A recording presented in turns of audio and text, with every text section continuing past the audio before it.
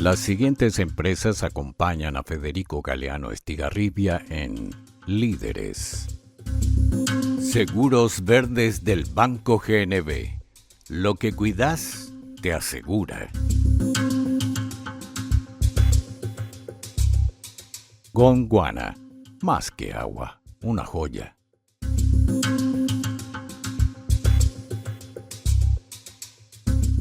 Educa.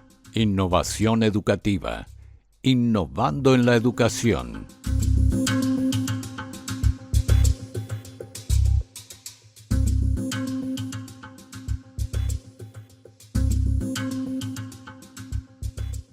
Señores, buenas noches. Soy Federico Galeano Estigarribia. Bienvenidos a Líderes. En el programa de esta noche, el líder invitado es el señor Gustavo Laterza Rivarola, abogado, periodista, historiador y escritor. Con nuestro invitado de esta noche vamos a hablar acerca de periodismo en tiempo de posverdad. También vamos a hablar de política y de paraguayidad.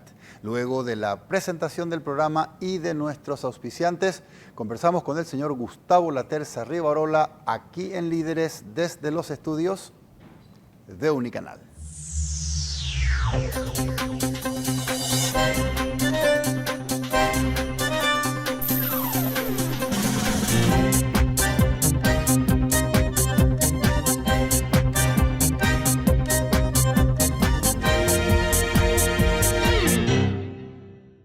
Con los seguros verdes del Banco GNB, proteges lo más preciado para vos y para todos. Porque cada vez que contratás una póliza de seguros del Banco GNB, ayudás a la preservación de las plantas y animales de la Reserva Natural del Bosque en Baracayú, protegida por la Fundación Moisés Bertone. Adquirí tu póliza hoy en www.bancognb.com.py. Banco GNB. Lo que cuidás te asegura. Aquí en Líderes tomamos el agua más pura del mundo. Estoy hablando de Gondwana. ¿Sabías que Gondwana llega desde un acuífero donde el agua se mantuvo inalterable durante más de 400 millones de años? Por eso Gondwana es el agua más pura del mundo, reconocida por chefs y sommeliers europeos por su sabor inigualable y su calidad superior.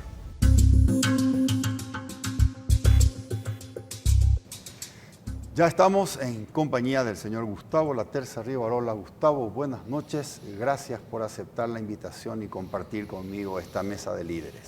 Gracias, Federico, igualmente. Gustavo, cuando viajas en el hotel o en el avión, tenés que completar la papeleta con tus datos. ¿Qué pones en profesión? Pongo lo más sencillo, que es abogado. En realidad yo ejercí varios oficios a lo largo de mi vida, pero la de abogado la ejercí un tiempo, unos 15 años, y es la que me resulta más fácil. Durante mucho tiempo, todos los domingos, religiosamente, en la página de la derecha, al lado de la editorial de ABC, te he leído. La columna de arriba, Alcibiades González del Valle, la columna de abajo, Siempre tu espacio. ¿Cuánto tiempo escribiste en ABC Color? 30 años, quizá un poco más, pero de hecho desde que se reabrió el diario en el año 89, yo no dejé de escribir hasta el año 2019. Así que van por los 30 más o menos, ¿no? Un poco más.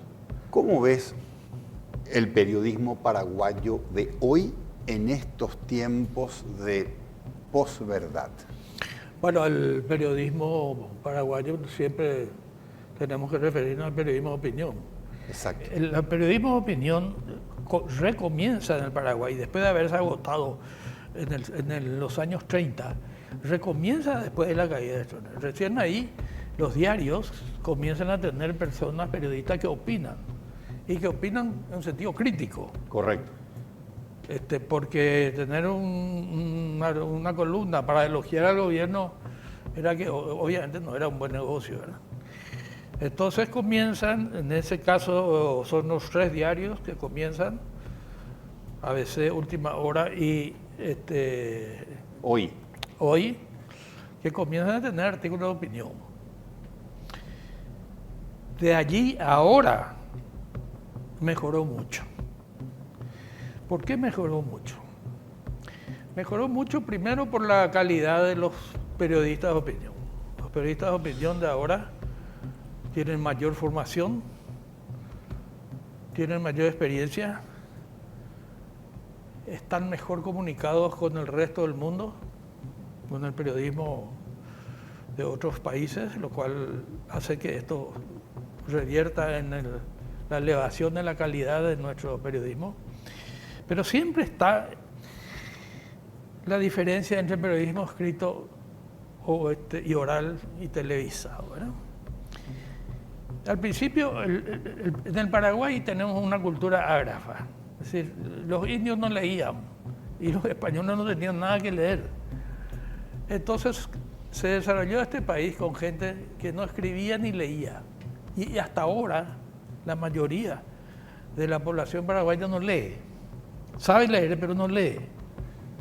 No lee periódicos, no lee revistas, no lee diarios. Se limita a escuchar o a mirar, ¿no? Que son los otros dos sentidos que sustituyen a la lectura. Escucha la radio y mira la tele. Pero tanto la radio como la tele se alimentan periodísticamente hablando de los periódicos escritos. De manera que a partir de los años 90, lo que hacían los periodistas de radio era de mañana temprano, recibían todos los diarios y se ponían a comentar los artículos y leer los titulares de los diarios, es decir, hacían de intermediario entre los diarios que el paraguayo común no quería leer y ellos. Les contaban, como a los niños se les cuentan cuentos, les contaban lo que estaba pasando leyendo de los diarios, de los periódicos. De ahí que yo creo que el periodismo escrito, para llamarle de alguna forma, evolucionó más rápido y mejor, porque se dio cuenta de que estaba alimentando a los otros medios de comunicación masivos, ¿no? En este caso la radio, que para mí sigue siendo el principal medio, y en segundo lugar la televisión. Te cuento, Gustavo, que leía hace poco un informe de esta agencia Reuters, y decía el informe: a la gente no le interesa que la noticia que está leyendo sea cierta. No importa si es verdad, mientras reafirme aquello en lo que yo quiero creer. Sí. ¿Dejó de importar la verdad en el periodismo, Gustavo? Yo creo que nunca importó demasiado, pero nos estamos refiriendo a las empresas de periodismo. Es obvio que si uno le pregunta a cualquier persona, ¿preferirías leer la verdad o preferirías leer un cuento en la prensa? Obviamente la inmensa mayoría, si no todos, te van a decir que quieren saber la verdad, para eso recurren a la prensa. Pero la prensa o las empresas periodísticas no siempre quieren contar la verdad cuando eso va a causar alguna distorsión en su propio proyecto personal. Es decir, siempre va a haber la tendencia a darle a la gente el alimento que quiere, que le gusta. Entonces, la gente de derecha lee diarios de derecha, la gente de izquierda lee diarios de izquierda, y tan pronto encuentra un articulista o un comentarista que no coincide con su posición ideológica, lo cancela. Porque es muy humano, es criticable, pero es muy humano. Nadie quiere sentarse en la hinchada del equipo contrario. Todo el mundo quiere sentarse junto con la hinchada de su equipo. Y ahí tenemos el problema de las empresas periodísticas, que hacen mucho más esfuerzo en complacer a su clientela que en exponer la verdad tal como la conoce. ¿Cómo machea eso con la ética del periodista que quiere ejercer su profesión y quiere practicarla desde la honestidad intelectual.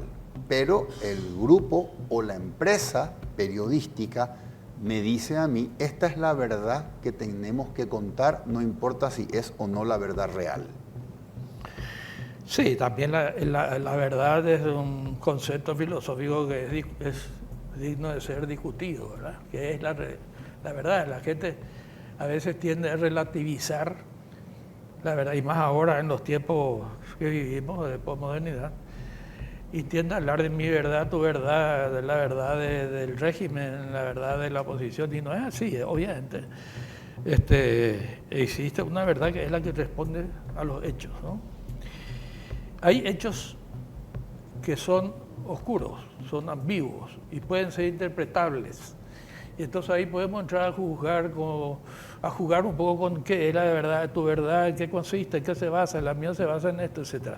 Lo cual sería una discusión positiva. Exacto. Pero cuando hay una autoridad que te dice, nuestra verdad es esta, y tu verdad la puedes guardar, la puedes comentar con tus amigos, pero acá, en nuestro medio, esto no se publica. O esto se enfoca desde tal punto de vista. Pero hay algo más, es difícil que la dirección de un diario, que es lo que yo conozco, de un periódico escrito, no puedo hablar de las radios y los canales de televisión porque no los conozco, es muy difícil que le diga a un periodista, no opines de esa manera, no favorezcas esta tendencia. Lo más común es que su artículo no salga nomás, ¿verdad? Si vos haces un artículo que es cuestionado, el enfoque está cuestionado por la dirección, es muy poco probable que venga el director o un enviado suyo a decirte, no, esto no tiene que ser así, está mal, tu enfoque no es el del diario.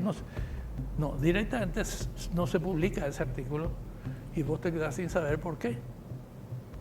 Generalmente la respuesta es porque no había suficiente lugar. Entonces, se va produciendo un fenómeno que todo el mundo conoce, que es la autocensura. El periodista sabe que si escribe, que enfoca un hecho con tal perspectiva, no se va a publicar y no quiere trabajar inútilmente. Y ya sabe que no se va a publicar. Y se autocensura. Y se autocensura.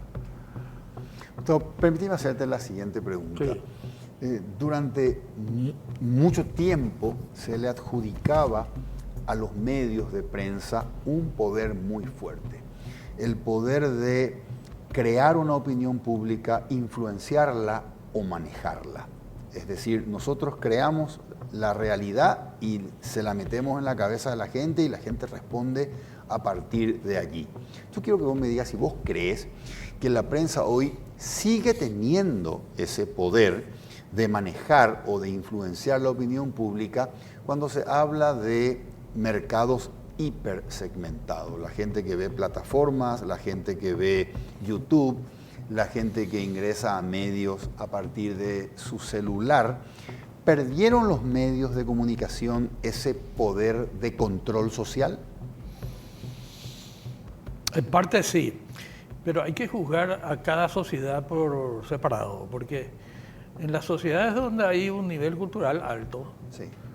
la prensa nunca influyó lo suficiente como para decir que esa opinión pública fue formada por la prensa. A veces ocurre lo contrario, es decir, es la opinión pública la que forma a los medios de prensa y los amolda a su óptica, ¿verdad? Lo que estábamos diciendo hoy, cuando un medio de prensa se esfuerza en complacer a su clientela, obviamente es la clientela la que le está influyendo sobre el diario. Entonces, la formación de opinión pública en los países de bajo nivel cultural influye mucho.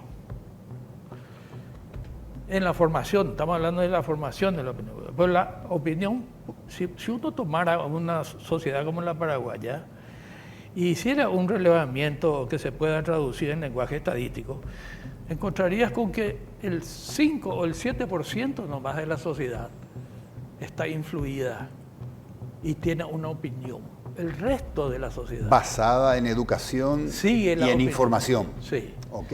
Yo te diría que entre el 5 y el 7% de nuestra sociedad tiene una opinión propia, lo Correcto. cual nos permite hablar de opinión pública. El resto no tiene opinión propia, sigue la opinión de su referente. Tiene un referente.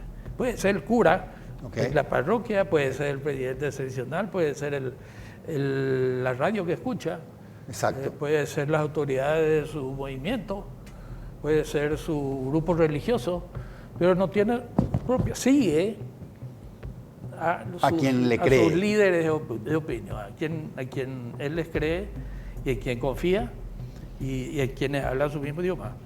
Entonces, a esa gente no la podemos considerar como población con opinión pública. No tienen opinión pública, siguen la opinión de otros. Población con opinión influenciada. Sí, o sin opinión. O sin Porque opinión. van adoptando opiniones ajenas y nunca llegan a presentar públicamente una opinión propia que sea distinta de la que es dominante en su círculo, el círculo donde se mueve. Correcto. La pregunta es si ese 93%, quitando la opinión pública de gente que está formada y que tiene criterio, si ese 93% sigue acudiendo a la televisión de manera masiva, a la radio de manera masiva o al periódico, para que esos medios sigan teniendo poder, o se hipersegmentó y lo que hoy dice una radio ya no tiene alcance a ese 93% para influenciar. Yo creo que no tiene ninguna influencia. Es decir, bueno, decir ninguna ya es un poco quizás exagerado, pero la gente que escucha radio escucha música, en su gran mayoría, no escucha noticias, no está interesada en las noticias. Eso es lo más grave para mí, a mi modo de ver, para el proceso de culturización de la sociedad, ¿no? Y ve televisión y ve programas de entretenimiento, de baile o telenovela o programas divertidos, pero no se informa en la televisión. Los noticieros aprecian la parte, digamos, sangrienta o morbosa del noticiero. Pero más allá, tendría que ocurrir, para que se interesen las noticias del país, tendría que ocurrir algo escandaloso, ¿no? Por ejemplo, el asesinato de un político. Eso llama la atención e inmediatamente se ponen a averiguar, a escuchar, a ver qué se dice, qué opina tal, qué opina aquel otro, pero no le dura mucho. Ok. La noticia muere muy rápido en el Paraguay. Ok. Ese desinterés por las noticias que tengan que ver con lo que ocurre en nuestra sociedad, ¿es histórico e idiosincrático o te estás refiriendo a una característica de las nuevas generaciones? Yo creo que es de las nuevas generaciones. Porque anteriormente, si nos remontamos a años o décadas anteriores, la prensa tenía el grave problema de la circulación. La prensa circulaba en Asunción nomás y quizás llegaba por tren a Villarrica y Encarnación y no más. Y aquí una pequeña élite de personas interesadas en la política recibían 1 o 2 diarios de la Argentina. Y era lo más lejos que llegaba a su posibilidad de informarse. Entonces, la gran mayoría de la población paraguaya creció sin conocer un diario y sin saber para qué servía, para qué le podía servir a él, ¿verdad? Es ahora con el desarrollo, primero el offset, ¿no?, que vino a revolucionar el sistema de periódicos escritos. La radio comenzó en el Paraguay como un medio de entretenimiento. No había noticias, nadie hablaba, era música. Se invitaba a un trío folclórico, venía, tocaba, después entraba una cantante y cantaba. Es muy simpático pensar cómo se transformó la radio a lo largo de las posibilidades nuevas que le dieron la tecnología. Tener una radio antes era una fortuna, había que tener invertir mucho capital para tener una radio. Hoy en día es una tontería tener una radio, pero justamente por el hecho de que es muy barato, las radios se multiplicaron y perdieron su efectividad. Correcto, correcto. ¿Quién fue Aldo Zucolillo? Aldo Zucolillo fue, hasta donde yo sé, un empresario exitoso que multiplicó sus actividades económicas. Era un hombre muy dinámico, un hombre que se levantaba muy temprano y comenzaba a trabajar muy temprano y hasta muy tarde. No era hombre de tomar vacaciones tenía su entretenimiento de fin de semana, pero era un hombre extraordinariamente dedicado a sus actividades empresariales. Y fue al que se le ocurrió, en una época en que nadie podía, o quizás nadie tenía la suficiente cantidad de dinero, de abrir un nuevo periódico en Paraguay, que fue lo que conté antes. Sí. Y entró a competir con el único que había, La Tribuna. Y entró con colores. Y entró con colores. Inmediatamente seguido por El País, que después pasó a llamarse Última Hora. Con las mismas características, ¿verdad? Era un hombre que, de todas sus empresas, pero era un hombre que tenía muchísimos tipos de empresas distintas. La única que yo, no sé si decir la única, porque no podría haber conocido tanto yo, pero por lo menos la que yo veía que más le entusiasmaba era el diario. Es ahí donde él estaba a las 6 de la mañana. Y después de allí y de ordenar, dar las instrucciones que había que dar para el día, recién se iba a otra oficina de otro lugar, de otra empresa, a ocuparse de lo demás. Y luego volvía otra vez por la tarde. Todas las tardes estaba en el diario, hasta bastante tarde a la noche. Era un verdadero entusiasta de la empresa periodística y del periodismo. Aunque él no escribía, correcto, él controlaba, él leía hasta los avisos clasificados del diario, y él organizaba el diario de una forma tal que funcionara aunque él no estuviera. Porque llegó un momento cuando él se hizo mayor que comenzó a tener algunos problemas médicos normales que se tienen a partir de cierta edad, y se iba mucho a Estados Unidos, donde tenía su médico particular y hacía ahí todos sus tratamientos, sus análisis, en fin, sus terapias. Y el diario seguía funcionando exactamente igual como si él estuviera acá, porque él estaba con el teléfono en la mano, dirigiendo el diario desde Miami. Con esto te quiero pintar un hombre entusiasta, muy dedicado a la empresa periodística, muy interesado en el periodismo como profesión, un buen empresario, un hombre que todos los que trabajaban con él lo recuerdan muy bien, porque era un hombre que tenía un carisma humanístico muy grande, era un hombre generoso. Él nunca tuvo un problema sindical, por ejemplo. Y no porque él reprimiera, siempre hubo un sindicato dentro del diario ABC, pero el sindicato que no tenía de qué quejarse. Okay. Entonces, era realmente una relación de armonía muy grande. En eso hay que sacarle el sombrero a este hombre, porque... Y en cuanto a lo que concierne a la libertad de prensa, vamos a llamarlo, que es un término que no es demasiado abarcante y muy amplio, es un hombre que respetaba mucho a sus periodistas.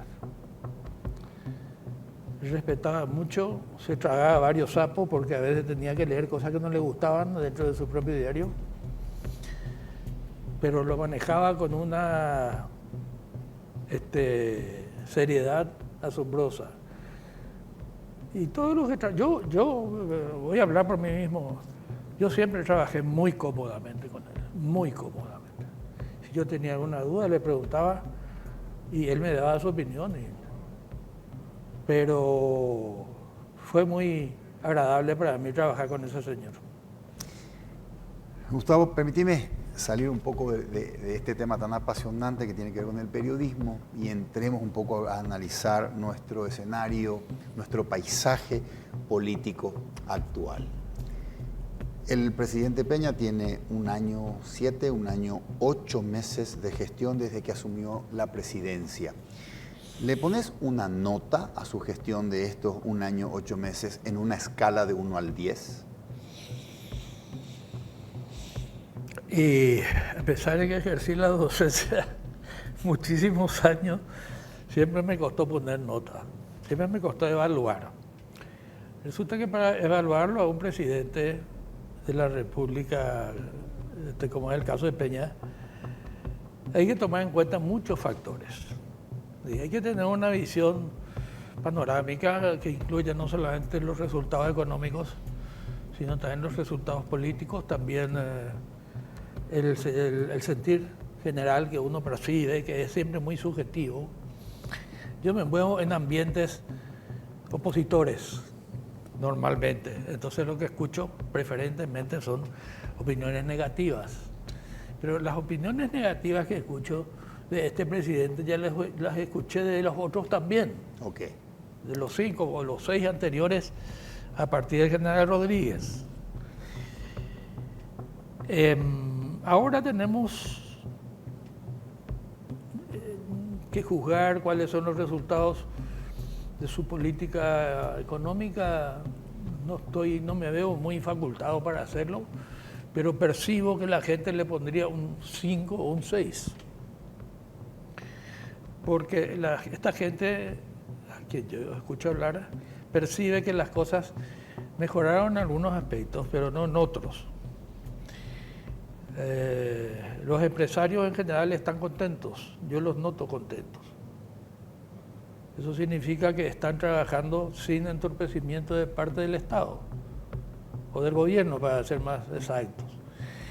Por otro lado, veo que el gobierno no tiene por qué ponerse a entorpecer las actividades empresariales, que son las que sostienen la economía nacional. Pero por otro lado también hay que empezar a revisar la cuestión de las famosas cuestiones sociales. Ahora, por ejemplo, hay una crítica muy acerba y muy, yo te diría que hasta iracunda, con relación a la sanidad pública. Sí. Hubo 2 o 3 casos que Sí. a la gente les indignó. Sí.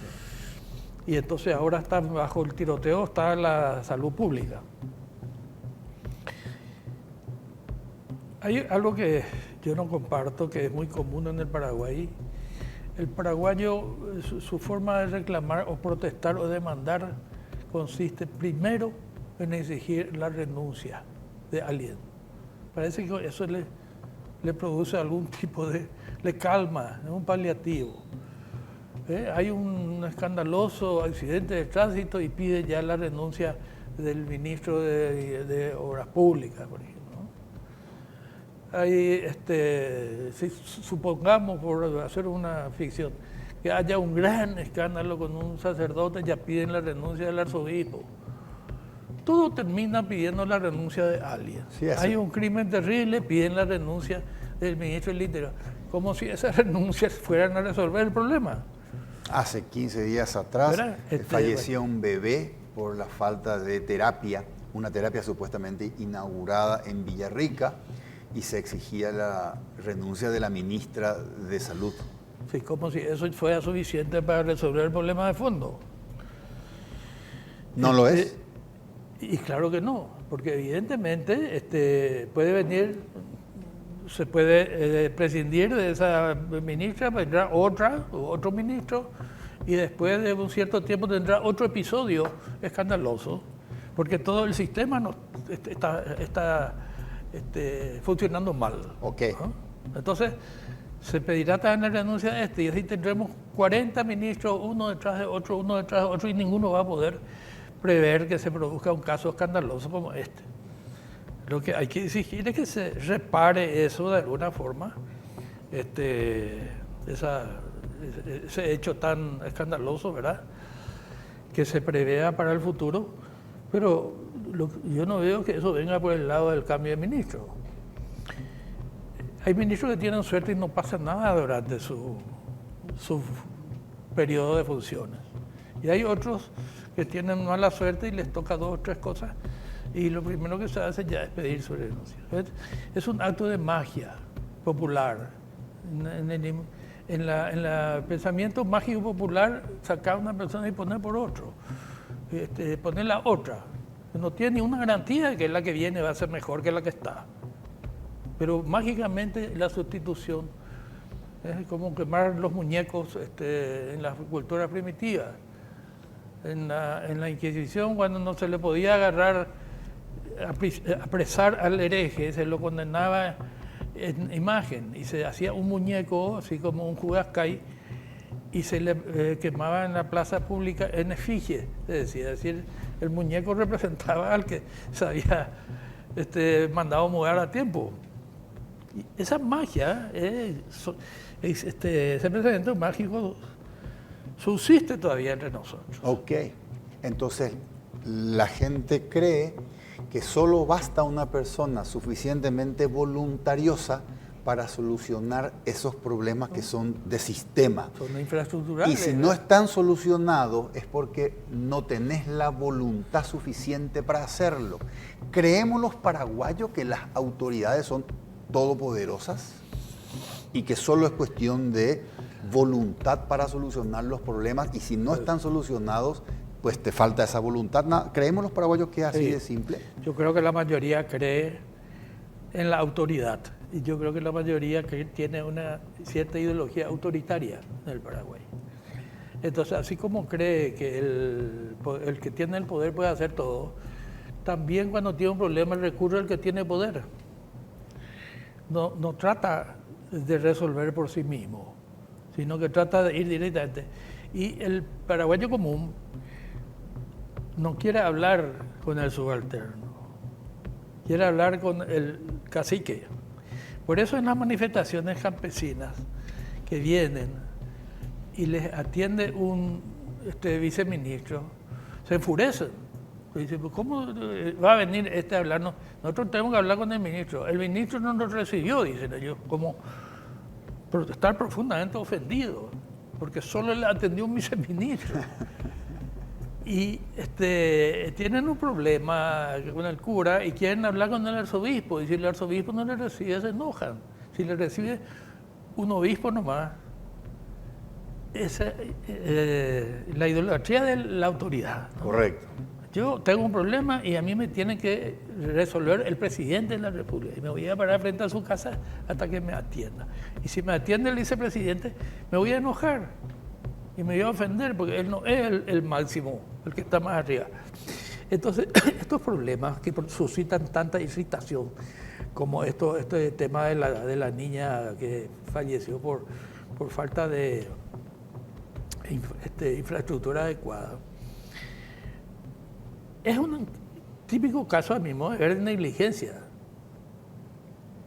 Es decir, no es que la autoridad podía haberle salvado la vida, sino que la autoridad tenía que haber dotado a ese centro médico de todos los instrumentos necesarios para que esto no ocurriese.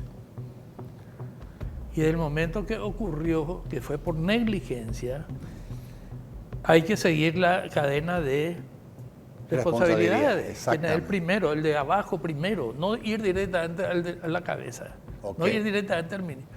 Ver primero quién es el director y seguir la cadena de responsabilidades hasta que eso se dilucide y de esa forma se pueda prever que no vuelva a ocurrir algo así. Correcto. Gustavo, se habla mucho, este Congreso, este Parlamento es el primero elegido a partir de un sistema de listas no bloqueadas. Por lo tanto, se habla de un Parlamento que tiene una verdadera legitimidad. Pero por otro lado hay como una desilusión respecto a la calidad de la política o del debate que se ve en el Parlamento y respecto a la calidad intelectual de quienes integran el Parlamento. Permíteme que yo lea algo que vos escribiste. Okay. Escribiste, Charles Dickens una vez sentenció: el cloroformo ha hecho mucho daño a la humanidad, pues ha permitido que cualquier tonto pueda ser cirujano. Charles Dickens. Con idéntico criterio, agregás vos, se podría afirmar que la llegada de la democracia en el Paraguay perjudicó mucho a esa misma democracia, permitiendo que cualquier tonto haga de político. ¿Cómo crees que se puede mejorar la calidad de nuestra política y el nivel de nuestra democracia? Hace 30 años atrás en el Parlamento estaban Evelio González Arévalo, González Casabianca, estaban Rodrigo Campos Cervera, y había un debate que daba gusto escuchar porque tenía cierta altura intelectual que hoy no tenemos. ¿Cómo se puede recuperar eso? O sea, en definitiva lo que estamos viendo es una decadencia en la calidad de los legisladores, ¿verdad? A eso estamos llegando. Exactamente. Nos acordamos de aquel primer congreso post-constitución, comparado con los actuales, hemos perdido muchísimo. Cometimos algunos errores. Primero, basados en mitos. Primero era que la elección indirecta era antidemocrática y que había que ir a la elección directa. ¿Te acordarás de ese momento? Recuerdo perfectamente. Ahí es decir, que la solución... para que un partido postule a diputados y a senadores, reemplazar a los convencionales que elegían indirectamente a los candidatos a diputados y senadores por el voto directo de la gente.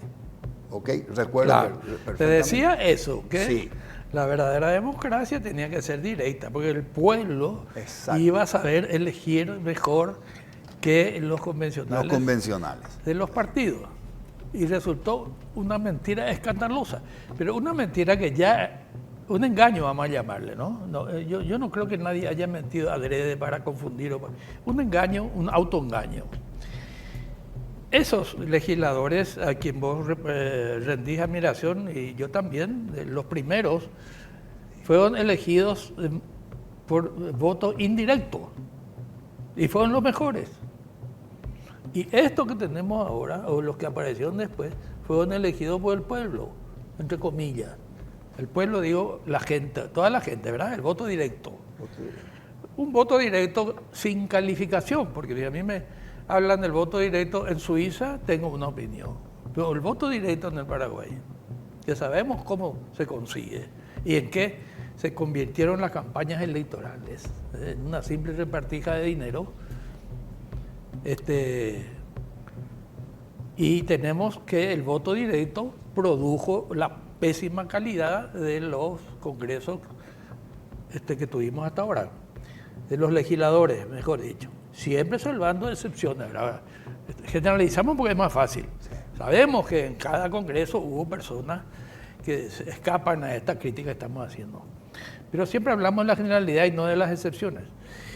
Después salió el tema de la lista desbloqueada. Otro mito, ¿verdad?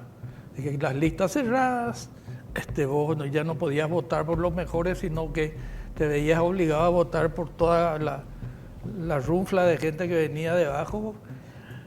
Y entonces salió este sistema que parece medio ecléctico, de lista semidesbloqueada. Entonces se dijo, claro, el pueblo que es sabio, entre comillas, de la lista que preparó el partido va a elegir uno, el mejor, el más ecuánime, el más inteligente, el mejor formado. Mirá lo que tenemos. Resultado de la lista desbloqueada. Ahora todo el mundo se dio cuenta que es otro engaño terrible y empiezan las voces de volver a las listas cerradas. ¿Compartís eso? Yo sí. A mí esto me parece simplemente una tontería. El de la lista desbloqueada, que uno elige un candidato, no tiene ningún sentido.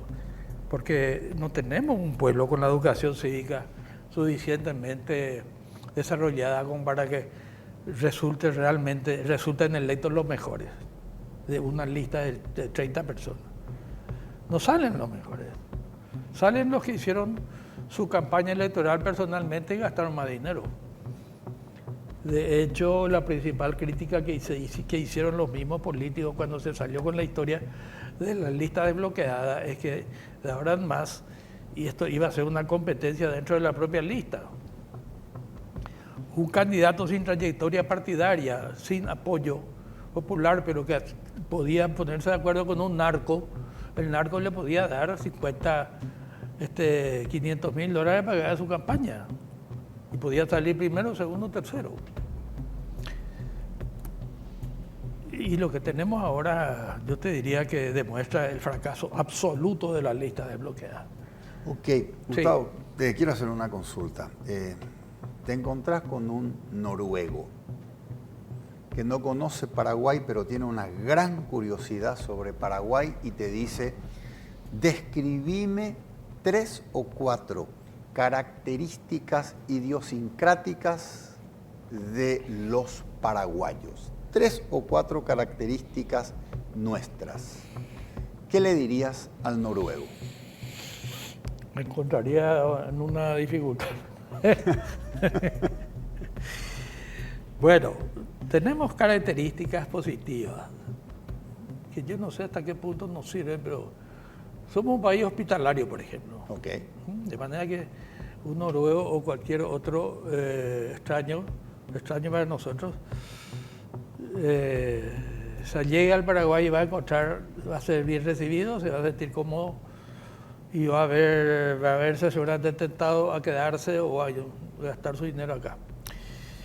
La famosa hospitalidad que tenemos, que yo en el fondo creo que proviene de un complejo de inferioridad, pero dejemos por un momento eso de lado.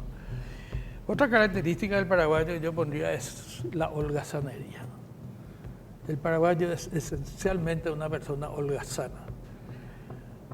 ¿Somos haraganes? Somos haraganes, somos personas que no queremos hacer más esfuerzo que el mínimamente necesario para lograr la pequeña meta que nos propusimos. Así como el indio que caza solamente para comer ese día y ya no caza, una vez que tiene la comida ese día ya no, aunque le quede el resto del día para conseguir comida para mañana, ya no sigue cazando.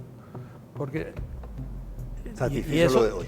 Y eso nosotros arrastramos de la cultura indígena. Bien. La falta de concepto de progreso y la falta de concepto de futuro. El indio no sabe lo que es el progreso y tampoco sabe lo que es el futuro. Y el pasado no le incumbe. Los indios no saben ni cuándo nacieron, ellos no tienen cumpleaños. No celebran cumpleaños porque no tienen, no saben. No figura en su mundo que eso haya sido un hecho que para él tenga alguna relevancia. Entonces, como es nuestro campesino es bastante parecido en ese aspecto.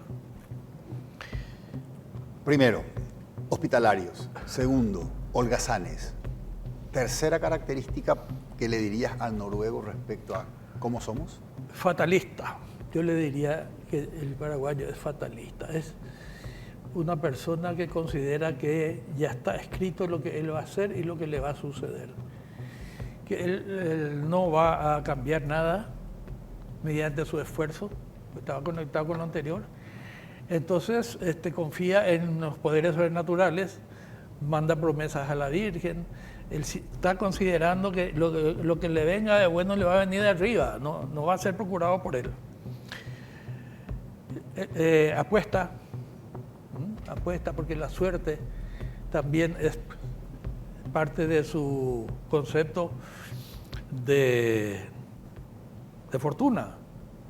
Él va a sacar el bingo, él va a sacar la lotería. Entonces, ahorrar no tiene demasiado sentido para él porque son cantidades que no van a reemplazar a lo que le va a venir de arriba. San Expedito le va a dar mucho más dinero que ahorrar. Y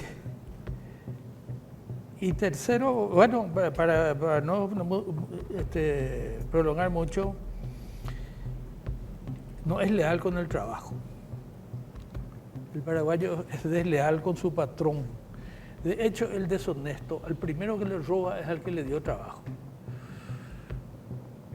el paraguayo deshonesto, que es contratado por alguien para hacer un trabajo o para trabajar en una fábrica, lo primero que hace es robarse una herramienta del patrón o llevarse alguna otra cosa o hacer pequeñas presas y pasa también con las empleadas domésticas. Se puede notar con facilidad. Y son personas que siguen teniendo la idea del nómada indígena.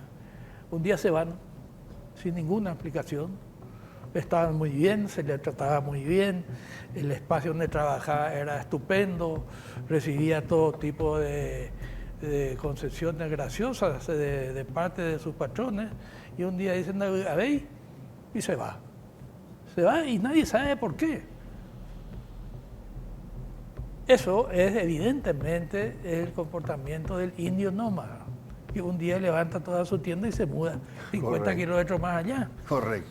Anoté entonces, Gustavo, el paraguayo es hospitalario, el paraguayo se caracteriza por la holgazanería, el paraguayo es fatalista, el paraguayo es deshonesto al primero, al que le roba es a aquel que le dio trabajo. No, el paraguayo sí es deshonesto. Sí es deshonesto. Claro, por supuesto. Sí es deshonesto. No puedo decir que la mayoría sea deshonesta. Perdón, me expresé mal yo. Si es deshonesto, el primero que le roba es a quien le dio trabajo. El paraguayo tiene características de nómada, por más de que esté bien, ya quiere cambiar de lugar. Te hago una consulta y me responde luego de la pausa. El director me está pidiendo una pausa. Sentado en esa silla, Pedro Fadul me decía que muchas de las cosas, la gran mayoría de las cosas feas que vemos en la política se replican a lo largo y a lo ancho de la sociedad. Todo eso feo, corrupto y deshonesto que vemos en la política se replica en la sociedad. Somos, me decía Pedro, jodidos con la trampa. Te quiero preguntar si crees en eso y si estamos como estamos con todos estos problemas que decías de funcionan mal los sistemas, hay negligencia, ocurren hechos como este tema de la terapia. ¿Estamos como estamos porque somos como somos? Respóndeme eso luego de la pausa, por favor, Gustavo. Vamos a hacer una pausa. Antes, permítanme comentarles una buena noticia que tiene que ver con el Banco GNB. ¿Sabías que con los seguros verdes del Banco GNB proteges lo más preciado para vos y para todos? Porque contratando tu póliza de seguros del Banco GNB, contribuís al cuidado y protección de las plantas y animales de la Reserva Natural del Bosque Baracayú. Solicita tu póliza hoy a www.bancognb.com.py. Banco GNB, lo que cuidas te asegura. Hacemos una pausa y regresamos para cerrar el programa con el señor Gustavo Laterza Rivarola.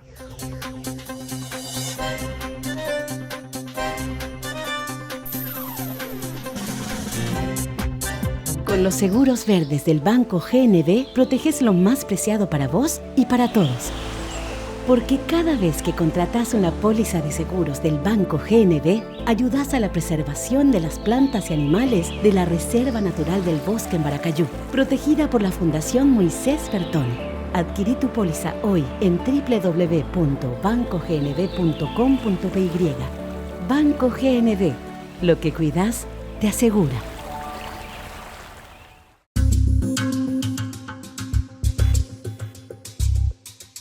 Estamos de regreso con el señor Gustavo Laterza Rivarola.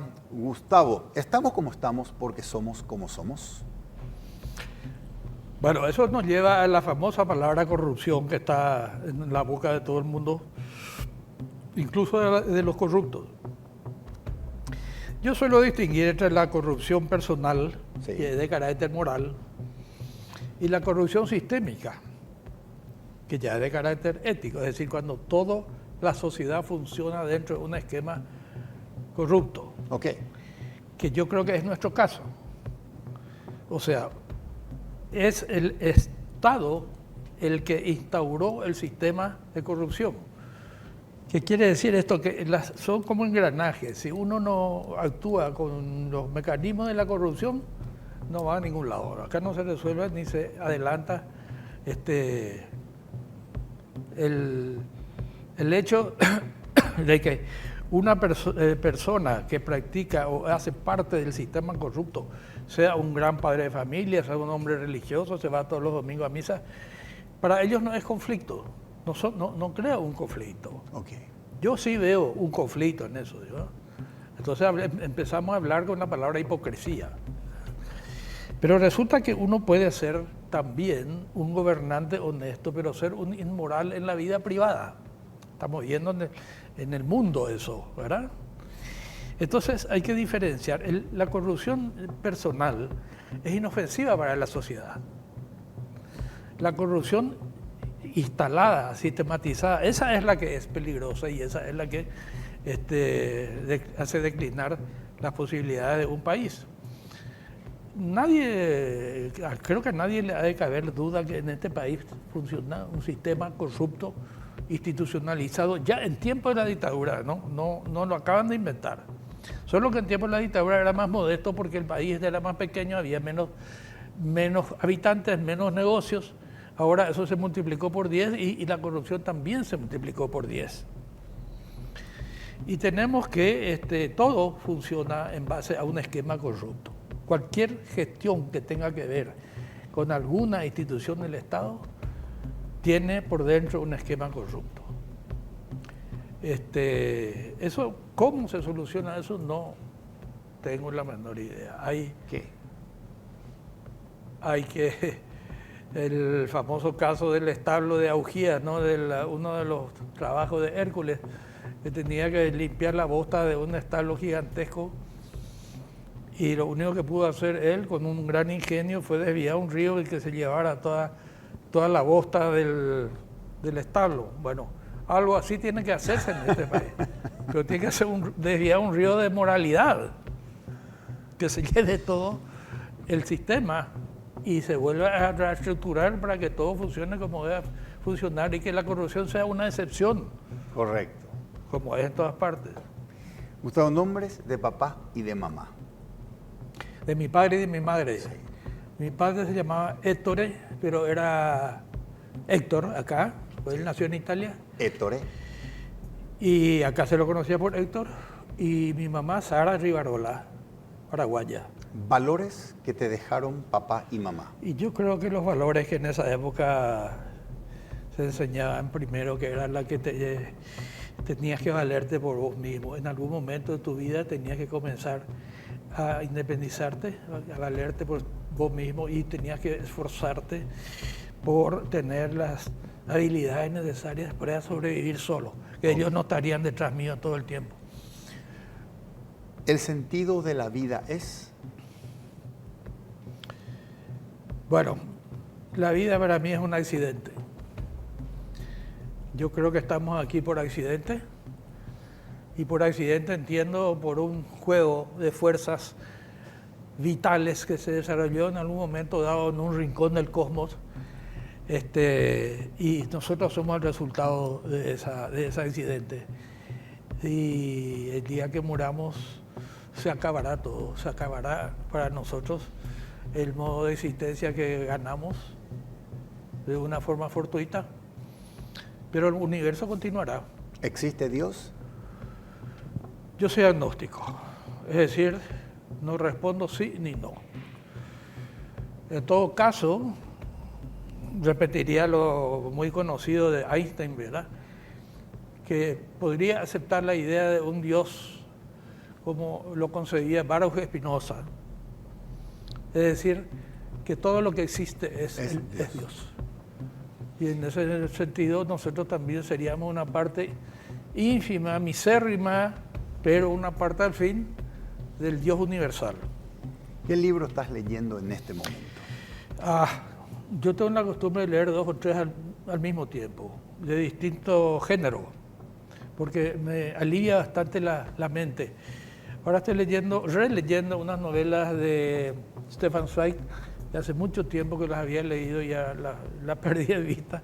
Encontré el libro el otro día y volví a empezar.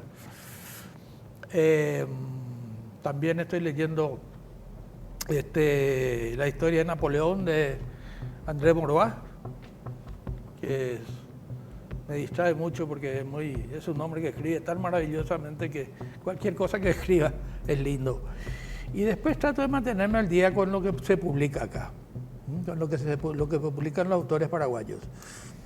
Gustavo, un placenterazo conversar contigo. Nuevamente, gracias por aceptar la conversación y espero que repitamos esta charla. Gracias a vos. Gracias, Gracias Gustavo. por la invitación. Hasta pronto. Soy Federico Galeano Estigarribia. Esto fue Líderes. Buenas noches.